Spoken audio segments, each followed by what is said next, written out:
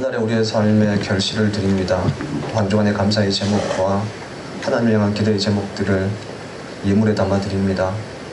이 예물이 하나님께서 급히 헌망하신 예물 되게 하시고 이 예물이 사용되어지는 곳곳마다 나사렛 예수 그리스도의 이름이 증거되는 은혜가 있게 하옵소서. 예수님의 이름으로 기도합니다. 아멘. 사실 이 본문은 몇 년 전에 한번 말씀을 나누었던 적이 있습니다. 그럼에도 불구하고 이번 주 특송이 일어나 걸어라 라는 노래라고 해서 다시 한번 이 본문을 묵상해 보았습니다. 오늘의 본문이 사도행전에서 매우 중요한 위치를 차지하고 있다는 것들은 다들 알고 계실 것입니다. 사도행전이 1장 8절을 중심으로 복음이 확산되어지는 과정을 기록하고 있다면 이 복음 전파의 전제는 오직 성령이 너희에게 임하시면입니다. 성령의 임재라는 것이죠. 예수님의 승천 이후에 120명의 제자들이 기도에 집중했을 때 성령의 임함을 경험하게 되어집니다. 그리고 그 성령의 임함의 결과는요, 커뮤니케이션의 회복이었습니다. 성령이 임한 절기가 오순절이었습니다. 오순절은 6월절에서 50일째 되는 날입니다. 예수님께서 6월절 어린 양으로 인류의 죄를 대속해서 죽으시고 나서 3일 만에 부활하시고 40일 동안이나 제자들과 함께 계시다가 다시 하늘로 돌아가시면서 제자들에게 기도에 힘쓰라고 말씀하셨습니다. 이때가 이 제자들이 예수님의 말씀을 따라서 기도에 집중했을 때, 그리고 그 약속대로 성령이 임하게 되어집니다. 이때가 오순절이었습니다. 원래 오순절이라고 하는 절기는요, 가나안에서 처음 곡식을 수확하고 하나님 앞에 제사 드렸던 절기입니다. 때문에 오순절은 6월절, 오순절 그리고 장막절과 함께 유대인들의 가장 주요한 절기 가운데 하나였습니다.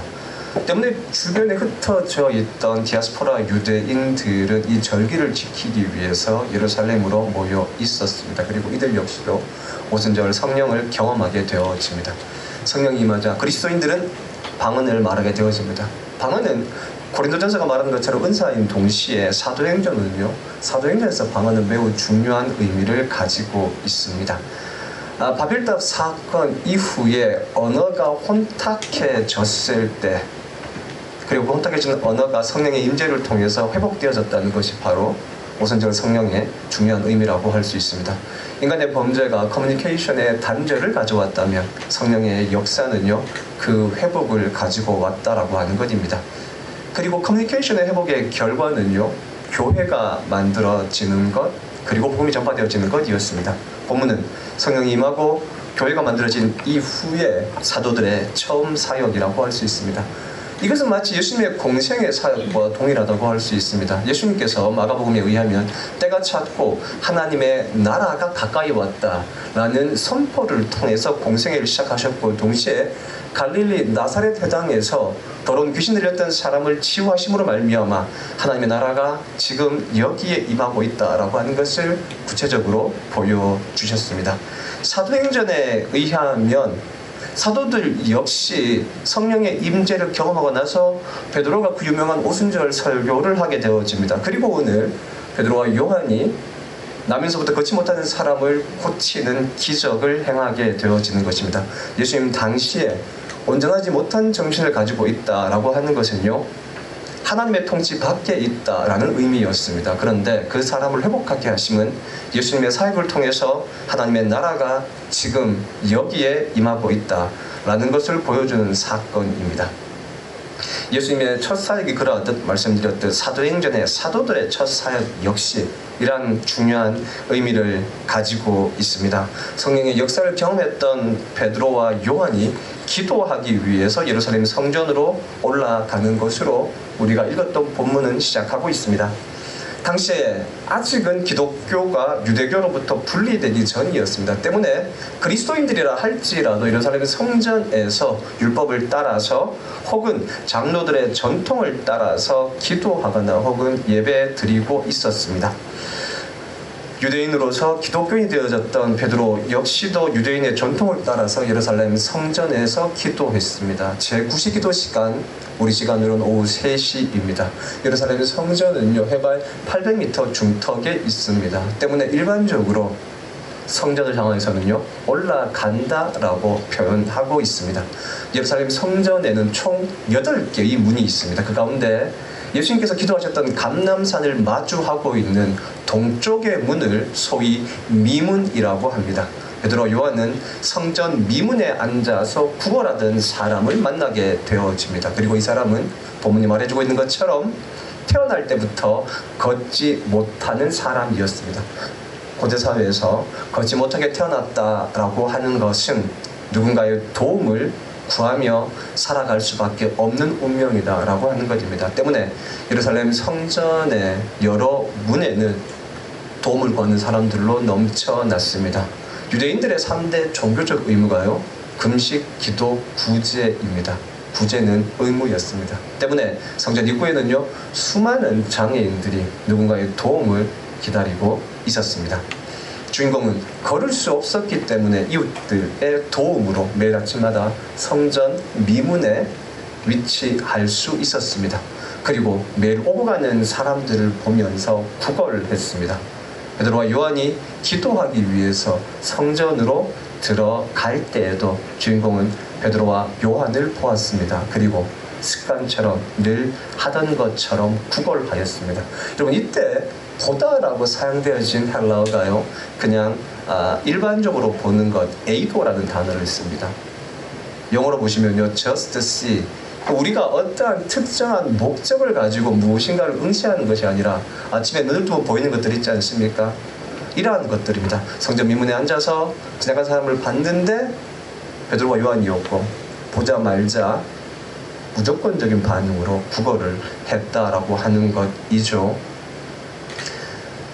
그러나 베드로와 요한은요, 달랐습니다. 베드로와 요한은 오늘 본문의 주인공 나면서부터 걷지 못하는 사람을 주목하여 보았습니다.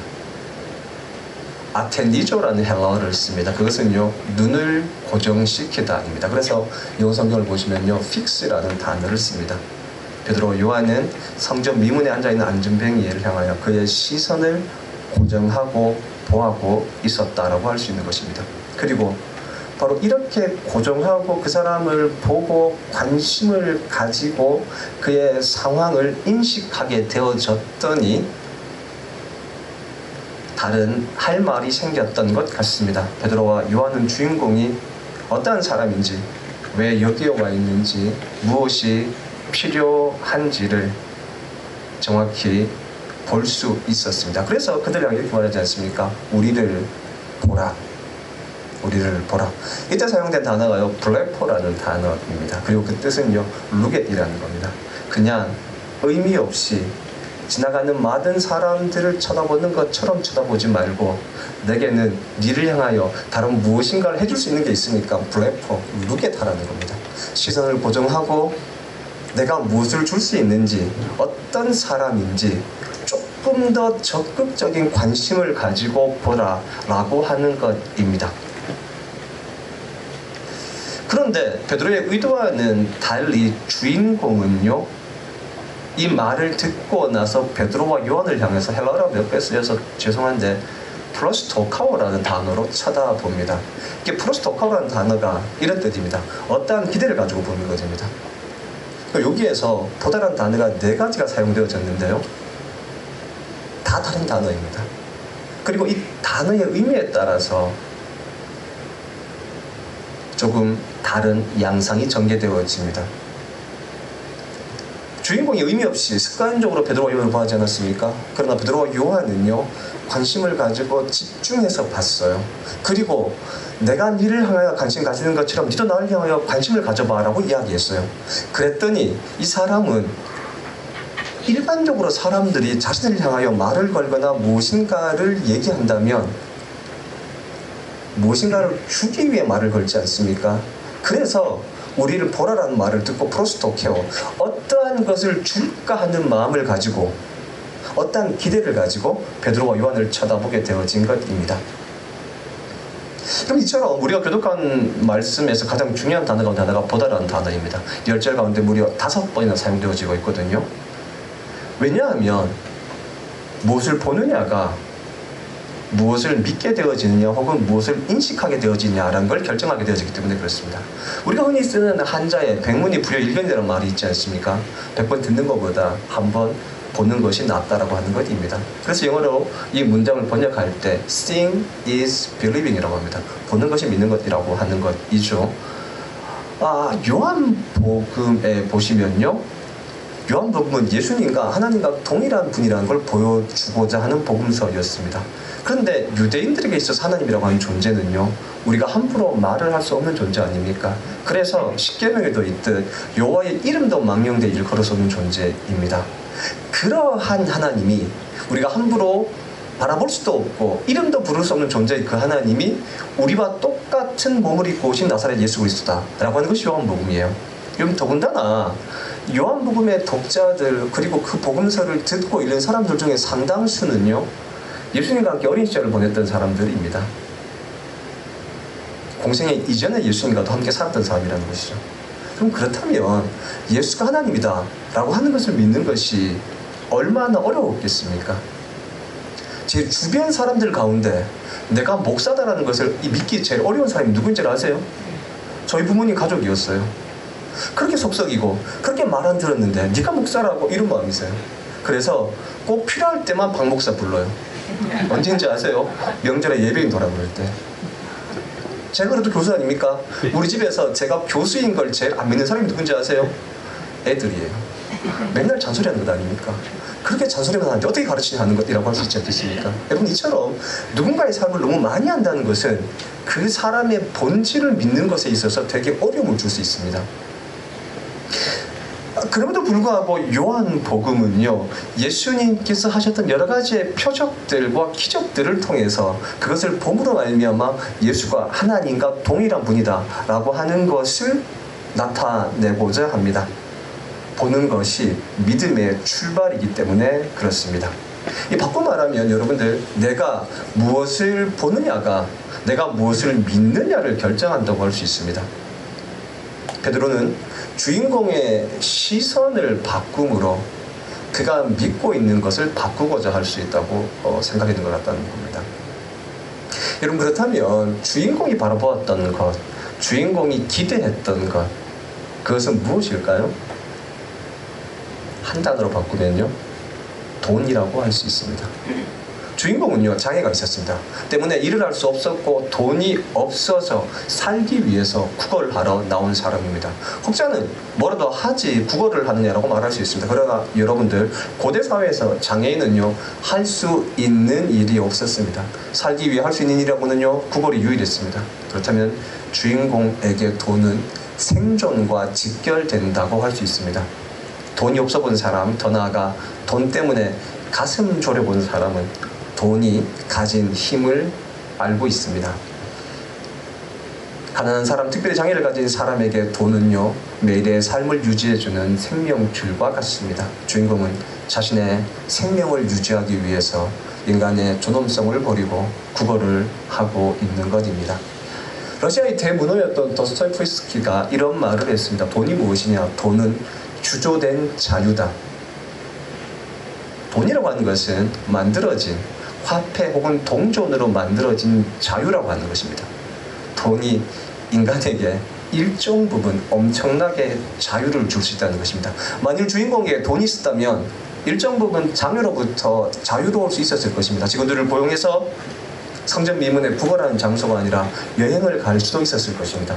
돈이 있었다면 그의 존엄성을 버리지 않아도 되었을 것입니다. 때문에 여러분, 지금 주인공은 생명과 자유를 위해서 돈을 구하고 있는 것입니다. 그런데 베드로에게는요, 주인공의 기대와 달리 은과 금이 없었습니다. 바꿔 말하면 돈이 없다라고 하는 것입니다.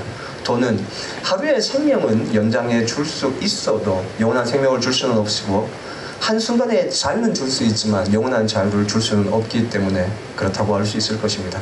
베드로는 돈이 아니라 나사렛 예수 그리스도의 이름으로 일어나 걸으라 라고 말을 했습니다. 베드로가 가진 것은요, 나사렛 예수 그리스도의 이름이었습니다. 유대인들에게 있어서, 구약 성경에 있어서, 그리고 말씀에 있어서 이름은 그 사람의 존재, 곧 정체성이라고 할 수 있습니다. 베드로가 가진 것은 예수 그리스도의 이름, 곧 예수 그리스도, 곧 예수 그리스도의 능력이라고 할 수 있습니다. 나사렛 예수의 이름은 삶을 살게 하는 힘의 근원이라는 것입니다. 지금 주인공이 그의 삶을 살게 하고 유지하게 하는 힘으로서 돈을 구하고 있다면 베드로는 예수가 생명의 근원이고 삶을 살게 하는 힘의 근원이라는 겁니다. 여러분 잠시 베드로를 생각해 봅시다. 베드로는 어부에서 예수님의 수제자, 예수님의 수제자에서 배신자, 다시금 배신자에서 지금 수제자로서의 삶이란 극적인 변화의 삶을 살아가고 있습니다. 불과 50여일 전에 3년 동안 모시고 있었던 스승을 모른다고 부인했었습니다. 그 결과 베드로는요, 오늘 주인공과 같이 죽음과 같은 시간을 보냈었습니다. 한 인간으로서 또 신앙인으로서도 그는 완벽하게 실패했었습니다. 그럴 때 베드로도 그 실패로부터 벗어나기 위해서 선택한 것이 돈이라고 할 수 있습니다. 베드로는 누가복음에 의하면 배를 가진 선주아니었습니까? 갈릴리 호으로 돌아가서 다시금 오랫동안 묵혀두었던 배를 운행하기 시작합니다. 그러나 아무런 소득 없는 그물질만 계속되어졌을 뿐 어떠한 돈도 어떠한 소득도 가질 수 없었습니다. 바로 그때 베드로를 찾아오셨던 분이 부활하신 예수 그리스도이셨습니다. 베드로에게 나사렛 예수의 이름은요, 이 점에서 회복이라고 할 수 있습니다. 바로 예수님과 함께 그의 인생도 신앙도 다시 일어설 수 있었습니다. 그 결과 베드로는 오순절 성령을 받고 나서 처음 설교에서 회복의 설교를 할 수 있었습니다. 돈에 기록된 주인공 역시 돈의 힘으로 하루를 살아왔고 그렇게 살고자 하고 있습니다. 누구도 이 사람의 삶을 비난하거나 책망할 수 없을 것입니다. 그러나 베드로는 이를 단호하게 거부합니다. 자신은 돈이 없으며 자신이 가진 것은 나사렛 예수의 이름이라고 합니다. 이어서 베드로는요, 그럼 구체적으로 예수의 이름이 무엇인지를 설명하고 있습니다. 그것은 일어나 걷는 것입니다. 베드로 자신이 실패감으로 헤매고 있을 때 찾아오셔서 일으켜 자신을 잡아주셨던 예수 그리스도 그분의 말씀처럼 말입니다. 그런데 여러분, 일어나라는 말을 헬라어로 보시면 에게이로라는 단어를 씁니다. 그리고 이 단어는 예수님께서 죽음에서 부활하셨을 때 죽음으로부터 살아나셨다라고 할 때 사용되는 단어입니다. 일어나라는 단어는 단순히 스탠드업 정도가 아니라 혹은 잠자리에서 일어나는 웨이크업 정도가 아니라 죽음과 같은 상태에서 그 죽음의 권세를 깨고 일어나는 것, 바로 그것이라고 할 수 있습니다. 여러분, 그렇다면 나사렛 예수의 이름은 죽음에서 부활하신 예수님의 능력, 죽음을 이긴 능력, 죽음과 같은 상태에서 일어나는 힘이라고 할 수 있습니다. 누구에게나 죽음과 같은 어려운 문제가 있지 않습니까? 주인공에게는 신체적인 문제와 경제적 문제, 이 두 가지였습니다. 그리고 이 두 가지 문제 가운데에 상당 부분은요, 돈의 문제와 연관되어져 있습니다. 돈이 있다면 신체적인 한계는 일정 부분 극복할 수 있고 또 생명도 유지할 수 있기 때문에 그렇습니다. 문제는 주인공에게 있어서 이 경제적 문제와 신체적 문제가 맞물려 있다는 것입니다. 그런데 신체적 문제가 선천적 질병 아닙니까? 오늘날에도 선천적 질병은 고칠 수 없지만 당시에는 더욱더 고치기 힘든 질병이었고 또 돈 없는 사람에게는 불가능한 질병이었습니다. 때문에 주인공이 매일 돈을 구하고 또 구걸을 했던 것입니다. 이런 주인공을 향해서 베드로는요, 돈이 아니라 예수로 살라라고 말을 하고 있습니다. 그런데 베드로의 말을 보시면요, 매우 새로운 면들을 알게 되어집니다. 베드로는 단지 일어나 걸으라 라고만 말하지 않았습니다. 베드로는요, 그의 오른손을 잡으며 말했습니다. 근데 이때 잡았다라고 하는 단어가요, 헬라어로 보시면 그 의미가 이렇습니다. 어떤 사람이 다른 사람을 체포할 때 강력하게 결속하고 잡는 것 있지 않습니까? 도망가지 못하게 잡는 것, 바로 이러한 단어를 쓰고 있다는 겁니다. 베드로는 이 사람이 단순하게 악수하듯 잡은 것 정도가 아니라, 혹은 어깨를 치며 일어나라 라고 말하는 것 정도가 아니라, 자신의 소나기에서 자신의 관심과 사랑에서 벗어날 수 없도록 강력하게 자신과 이 사람을 결속한 것입니다. 이것이 바로 헬라어로 사용되어진 피아조라는 단어의 의미입니다. 여러분, 고대 사회에서는 신체적으로 장애를 가진 사람은요, 부정한 사람으로 인식되어졌습니다. 때문에 태어난 이후부터 종교 지도자의 관심과 사랑은 받을 수 없습니다. 그리고 이 사람이 성전 미문에 앉아서 구걸한 이유이기도 합니다. 그는 장애를 가지고 있었기 때문에 성전문 안으로는 들어갈 수 없었을 것입니다. 그러나 베드로는요, 기꺼이 이 사람의 손을 잡고 더욱이 놓치지 않기 위해서 꼭 잡았습니다. 마치 예수님께서 한센병 환자를 어루만지시면서 깨끗함을 받으라 라고 말씀하신 것처럼 말입니다. 손을 잡으면요, 한 사람을 향한 인정과 수용인 동시에 사랑의 표현이라고 할 수 있습니다. 손이 으깨어지도록, 떨어지지 않도록 강력하게 베드로는 이 부정한 환자를 끌어안은 것입니다. 그리고 나서 그를 일으켰습니다. 이때 사용된 단어가 무엇입니까? 에게 이로, 일어나라라는 단어입니다. 예수님께서 죽음에서 부활하실 때 사용된 단어의 에게 이로, 베드로가 죽음과 같은 상황 속에서 부활하신 주님의 용서의 말씀을 듣고 일어났던 것처럼 에게 이로 하는 것, 그리고 그 감격으로 지금 베드로는 오늘의 주인공을 죽음과 같은 상태에서 벗어날 수 있도록 자신의 있는 힘을 다하여 일으켜 세워주고 있는 것입니다. 한 사람을 향하여 어려움과 죽음과 같은 상황 속에서 벗어나거나 극복하도록 한다, 도와준다라고 하는 것은 한마디의 기도나 혹은 한 번의 도움이 아닙니다. 베드로가 이 사람을 향하였던 것처럼 끊어지지 않는 손잡음으로 강력하게 부여잡고 힘들지만 내 있는 힘 다하여 그 사람을 일으켜 세워줄 수 있는 바로 그 사랑의 마음이라고 할 수 있습니다. 놀라운 것은요, 나사렛 예수의 이름으로 일어나서 베드로가 했던 말이 이 사람을 향해서 네가 태어나자 말자 걷지 못했는데 나사렛 예수님의 이름으로 일어나 걸었으니 지금부터는 너도 이 사랑을 증거하거나 혹은 이런 기적을 다른 사람에게 베풀거나 혹은 놀라운 일을 행하며 살아라, 이렇게 말하지 않았다는 것입니다. 베드로가 이 사람을 향해서 나사렛 예수의 이름으로 일어나 걸으라라고 했어요. 나사렛 예수의 이름으로 네가 일어나 걷게 되었으니 이제부터는 놀라운 일을 행해, 이렇게 말하지 않았다고요. 신기하지 않습니까?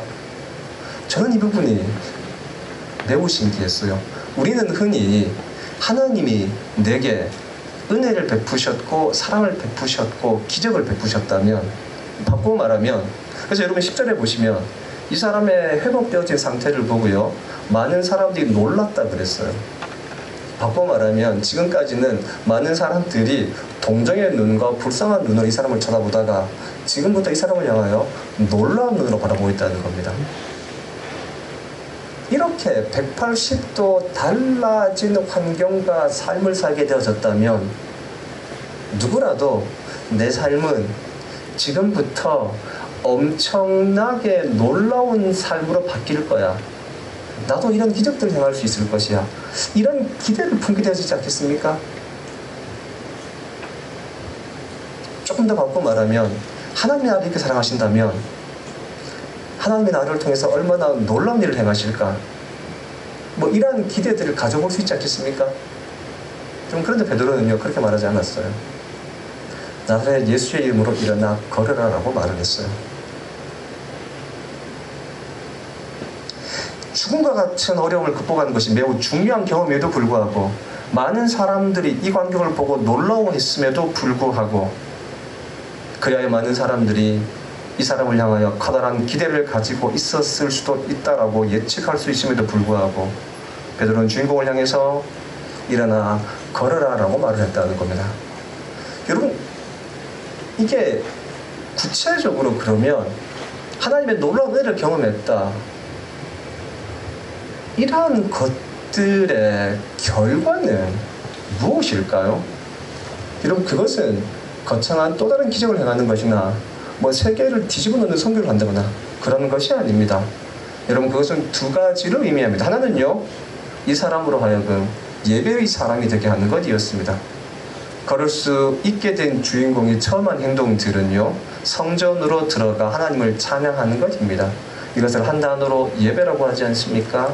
주인공은 말씀드렸듯 장애가 있었기 때문에 성전 출입이 금지되어 있었습니다. 그가 할 수 있는 일은 찬양이나 기도가 아니라 구걸이었고 자신의 인생을 원망하거나 불평하는 것이었습니다. 그랬던 주인공이 이제 성전으로 들어가며 하나님을 찬양하는, 예배하는 삶을 출발하게 되어집니다.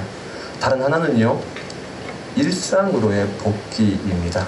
사실 예수의 이름으로 은혜를 경험하는 것, 기적의 결과는 일상으로의 복귀입니다. 일어나 걸으라고 말하지 않습니까? 일어나라고 하는 것이 죽음에서 일어나는 것, 부활을 상징한다면, 그래야 이것이 신앙과 또 예배와 연관되어진다면, 걷는다라고 하는 단어는요, 매우 일상과 연관되어집니다. 헬러로 페리파테오라는 단어를 씁니다. 페리라는 단어가요, 때문에 혹은 가까이라는 뜻의 전치사입니다. 예수님 때문에 걷게 되었으니 예수님과 가까이 걸으라고 하는 것입니다. 파테오가 걷다라는 뜻입니다. 구약 성경에도 그렇고요, 신약 성경도 그렇고요, 걷다라는 말은 살다라는 말과 연관되어집니다. 나사렛 예수 그리스도의 이름으로 일어나 걸으라, 일상을 살라라고 하는 것입니다. 마가복음 5장에 보시면요, 예수님께서 갈릴리 바다에 광풍을 헤치고 바다 건너편 거라사 지역으로 가셔서 군대 귀신 들린 사람을 고치신 기적이 기록되어져 있습니다. 이 사람은 무덤에서 살고 있던 사람입니다. 그의 삶과 존재 양식이 죽음이라는 것 아닙니까? 이 사람의 생활 방식은 스스로의 몸을 해치는 것이었습니다. 자기 파괴적인 삶을 살고 있다는 것이죠. 또 많은 사람들을 어렵게 하고 있었습니다. 자기 자신뿐만 아니라 이웃도 어렵게 하고 있는 삶이었다고 할 수 있습니다. 때문에 그는 사람들과 격리되어져서 무덤에서 죽음과 같은 삶을 살고 있었습니다. 그런데 이런 사람을 예수님께서 제자들과 당신의 목숨을 걸고 찾아가신 것입니다. 놀랍지 않습니까? 안 놀라우시군요. 저는 이 본문을 볼 때마다 놀랍습니다. 적어도 죽음을 걸고 찾아간 사람이라면 영향력 있는 사람이거나 혹은 고귀한 인격을 가진 사람이어야 되지 않겠습니까? 그런데 예수님께 찾아갔던 사람은 사람 대접받지 못하는, 스스로도 사람 대접을 하지 않고 있는 그러한 사람이셨다라고 하는 것입니다. 예수님은 이 사람을 회복시키시는데 2,000마리의 돼지를 희생시키십니다. 한 마리 피돼지 가격이 50만 원이라고 한다면 2,000마리는 10억 원 이상의 가치가 있습니다. 여러분, 예수님께서 제자들과 당신의 생명을 걸고 가셔서 10억 원 이상의 돈을 투자하셔서 고쳤던 사람이 거라사 지방에 군대 귀신 들렸던 사람입니다. 우리는 이런 정도의 결과를 만들었다면 당연히 이 사람을 통해서 수없이 많은 사람들이 하나님께로 돌아올 수 있으리라 기대합니다. 아마도 이 사람 역시도 그랬던 것 같습니다. 그때 예수님께서 그를 향해 이렇게 말씀하십니다. 집으로 돌아가라. 여러분, 기적의 결과가 구원이라면 구원받은 삶의 결과는요, 일상으로의 회복입니다. 중풍병자를 향해서 동일한 말씀을 하지 않으셨습니까? 네 침상을 가지고 집으로 가라 이었습니다.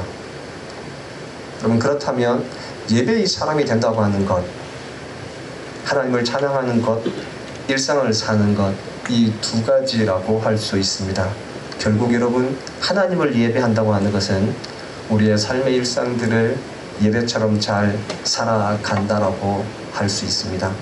여러분, 이것은 구약 성경의 핵심이기도 하지 않습니까? 구약의 가르침의 핵심이 십계명 가운데 있다면 십계명은 하나님에 대한 사랑과 사람에 대한 사랑으로 구성되어져 있습니다. 예배를 드린다는 것은, 하나님을 사랑한다는 것은 그 마음으로 일상을 살아간다라고 하는 것입니다. 보이지 않는 하나님을 섬긴다라고 하면서 하나님의 형상으로 만들어진 이웃과 가족과 공동체를 향하여 폭력을 행하거나 난폭하게 행할 수는 없을 것입니다. 하나님을 섬긴다라고 하면서 그 하나님이 예수 그리스도 당신의 아들을 통해서 우리를 구원해 주셨다라고 하는 것을 믿는다라고 하면서 그 구원의 가치를 확신한다고 하면서 우리의 매일의 삶을 성실하게 살아가지 않을 수는 없을 것입니다.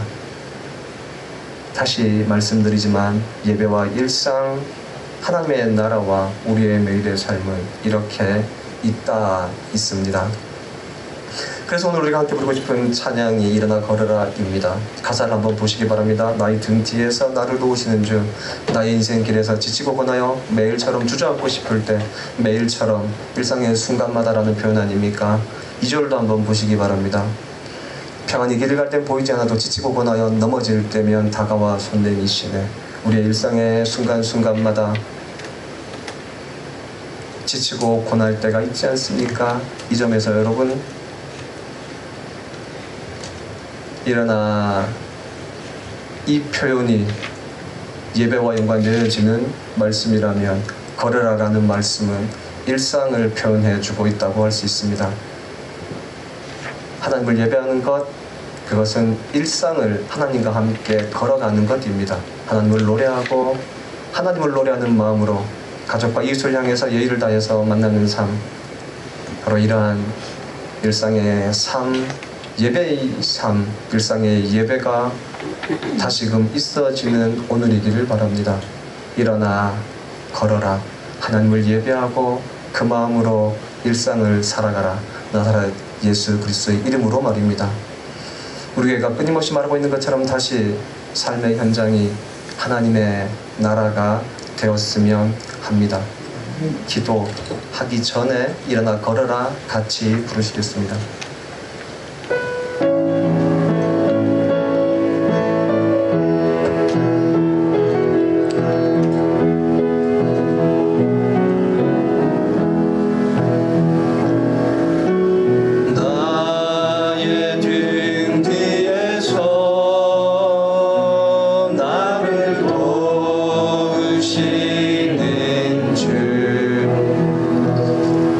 나의 인생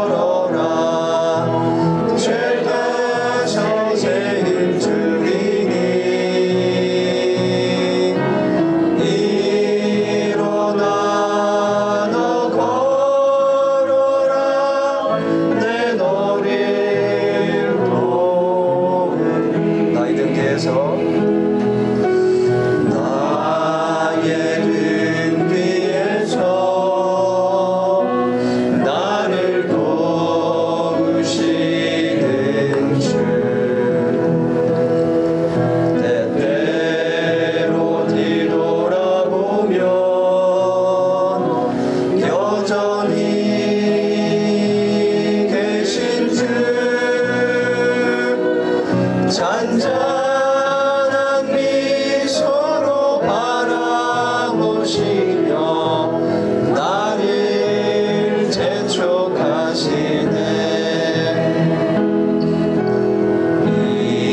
일어나 걸어라 내가 새 힘을 주리니. 일어나 너 걸어라 내 너를 도우리. 우리 같이 우리의 일상이 하나님의 나라가 되도록 잠깐 기도하도록 하겠습니다. 일어나 우리에게 극복할 수 없는 종과 같은 상황을 극복할 수 있는 믿음의 힘을 주시고 그대로 다시금 일상을 살아가게 하여 주시옵소서. 주님, 주님, 주님.